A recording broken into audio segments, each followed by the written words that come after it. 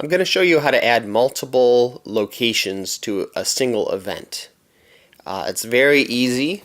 Now when you first create an event, you need to put in a location where your event's going to happen. In this event, the location I put was Niagara Falls State Park. When it first comes up, I'll show you.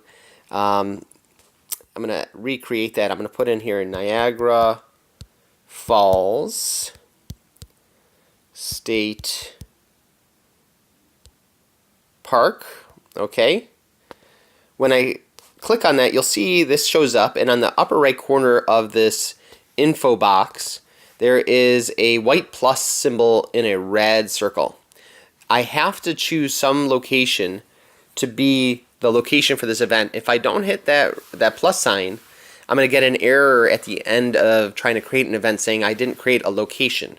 So even though I put in Niagara Falls State Park and I selected this as the option, I still have to hit the plus sign to tag it. Tagging it is like bookmarking it, but it also is saying this is a part of the event. So I'm going to poke on that plus sign now. And now what it's showing me, first of all, this is when I hit the tagged button, you'll see that in the top of the screen here we have the interests and tagged in red. That this is a toggle. The interests show me my personal interests around me. Tagged shows me what I've selected as and kind of bookmarked as my most important interests. I can add many tagged locations to any particular event, and that saves those locations as part of the event. And in order to do that, I'm going to hit my interests here, and it's going to show me all of the interests that I currently have visible. In the upper right corner is that blue marker that is the indicator for my interests. I'm going to poke on that so you can see it. These are the interests that I've currently visible. Burmese restaurant, disc golf. So that's what's showing on the map right now. And in the lower left corner, lower right corner with the 3 horizontal lines, that's the list view. I'm going to poke on that. And what I'm interested in disc golf, so here's the Blue Heron Disc Golf Course. I'm going to poke on that, and it's going to give me once again information about that location with that white plus symbol and a red circle. I'm going to click on that in order to tag it, to add it to this event.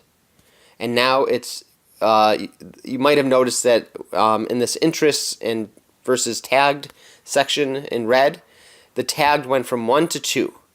I'm going to poke on that tag section, and now you'll see that the disc golf course has been added to the map. And by doing that, I've added it to this event. I could always remove it just by, if I click on that again, now that plus sign turned into a big X. If I hit that X, I'm going to remove it from being tagged, and that removes it from being a part of the event. But I'm going to keep it here for now. To save it into the event, I'm going to hit the next button.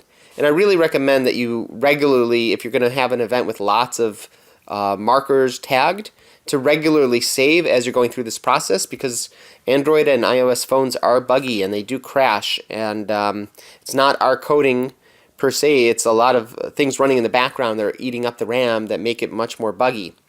I haven't yet saved it. I've put it on the map, but I haven't saved it yet. In order to save it, I have to save the event. On my phone, I get these pictures covering the save event option.